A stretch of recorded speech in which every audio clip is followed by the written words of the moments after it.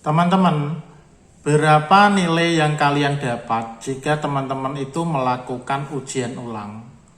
Nah, pertanyaan ini itu lebih tepat saya sampaikan ketika saya melihat dan membaca salah satu komentar mahasiswa di video YouTube saya.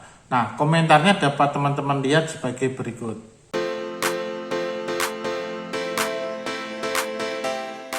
Dari situ teman-teman, kalian sudah bisa melihat, jadi mahasiswa ini menanyakan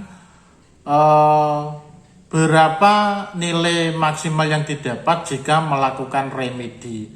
Nah, kalau di UT itu saya tidak menggunakan bahasa remedi ya, tetapi lebih tepatnya itu menggunakan kalimat ujian ulang.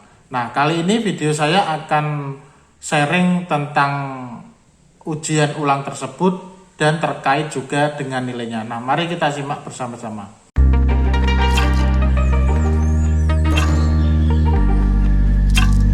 Terkait dengan pertanyaan yang disampaikan oleh mahasiswa tersebut, jadi saya ingin membahas dalam beberapa hal. Nah, yang pertama teman-teman, nilai berapa yang bisa dilakukan ujian ulang? Kalau pertanyaannya tentang nilai berapa yang bisa ditempuh ujian ulang, maka di UT berlaku bahwa nilai berapapun itu boleh kalian ajukan untuk ujian ulang. Jadi mata kuliah itu bisa saja nilai berapapun itu bisa menjadi mata kuliah ulang. Kalian mau nilai A, mau nilai B, C, D, itu bisa kalian ajukan untuk menempuh ujian ulang, atau kalian ajukan untuk menempuh mata kuliah itu kembali.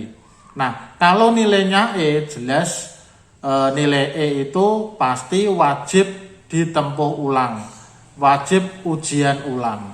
Jadi nilai berapapun itu pada prinsipnya boleh kalian ajukan untuk ujian ulang, sehingga menjadi mata kuliah orang, dengan harapan nantinya nilai yang ada yang diperoleh adalah nilai yang lebih baik dari nilai yang terdahulu. Nah, yang kedua teman-teman, remedi, kalau kata mahasiswa yang bertanya, atau ujian ulang yang dilakukan oleh mahasiswa tersebut itu nilai maksimalnya berapa? Kalau ditanyakan nilai maksimalnya berapa ketika melakukan ujian ulang, maka bagi saya ya tidak ada nilai maksimal. Mengapa demikian? Karena nilainya itu pasti sesuai dengan perolehan kalian sendiri pada saat kalian melakukan ujian di semester berjalan tersebut. Ya, di semester berjalan tersebut. Jadi pada prinsipnya ketika kalian itu menempuh mata kuliah A misalnya, atau menempuh mata kuliah bahasa Indonesia misalnya, kemudian mendapatkan nilai C. Nah, itu berdiri sendiri. Nah, ketika teman-teman melakukan ujian ulang, melakukan registrasi mata kuliah bahasa Indonesia tersebut, kemudian pada akhirnya juga melakukan ujian ulang, maka mata kuliah bahasa Indonesia tersebut juga mempunyai nilai sendiri. Misalnya nilai yang kalian tempuh pada saat itu menjadi B. Nah, teman-teman, dari nilai yang pertama nilai C dan yang kedua nilai B, itu nilai yang berdiri sendiri-sendiri, jadi nanti akan diproses oleh UT.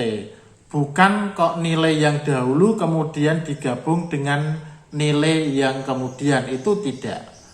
Nah, nanti akan saya jelaskan sesuai dengan peraturan yang ada di UT.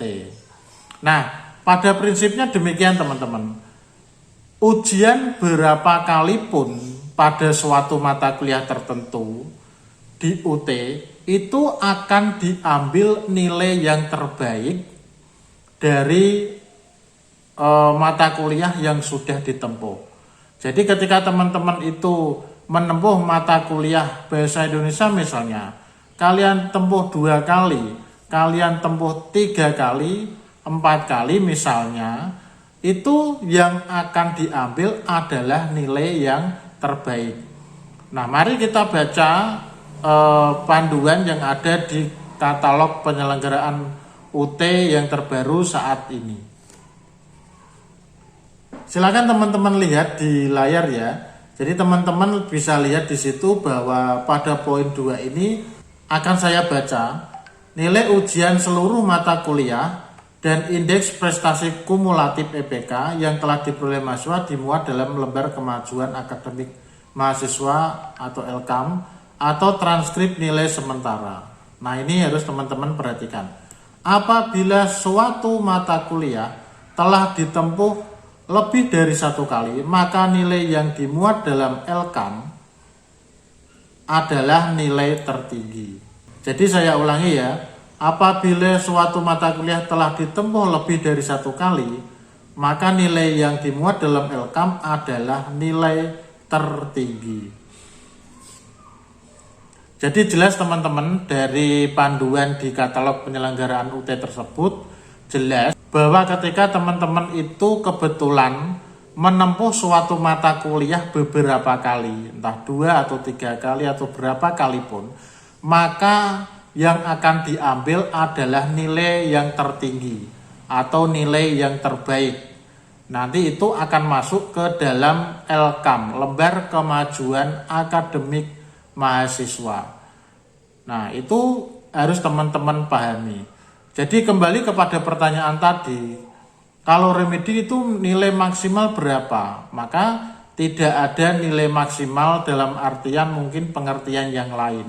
Yang ada adalah ketika teman-teman pernah menempuh suatu mata kuliah misalnya dengan nilai C, kemudian teman-teman menempuh mata kuliah tersebut lagi, ujian mendapatkan nilai B, kemudian teman-teman mungkin kurang puas menempuh mata kuliah tersebut lagi dan mendapatkan nilai A. Maka dari 3 kali ujian tersebut, maka nilai yang diambil adalah nilai tertinggi atau terbaik, yaitu A. Jadi teman-teman harus pahami ini. Nah, berarti apakah ujian ulang, mata kuliah ulang yang kalian tempuh itu dalam ujian ulang dan mendapatkan nilai itu penting atau tidak? Nah, terkait dengan apakah ujian ulang itu nanti bagi kalian itu penting atau tidak, tentu teman-teman bisa mengkalkulasi nilai kalian secara keseluruhan ya. Jadi harus teman-teman perhatikan dengan baik. Nah, itu akan berkaitan dengan nilai secara keseluruhan atau IPK, indeks prestasi kumulatif. Jadi yang menjadi patokan teman-teman pada akhirnya adalah indeks prestasi kumulatif. Nah, sebaiknya teman-teman tentu pertimbangan dengan baik ya ketika akan melakukan ujian ulang.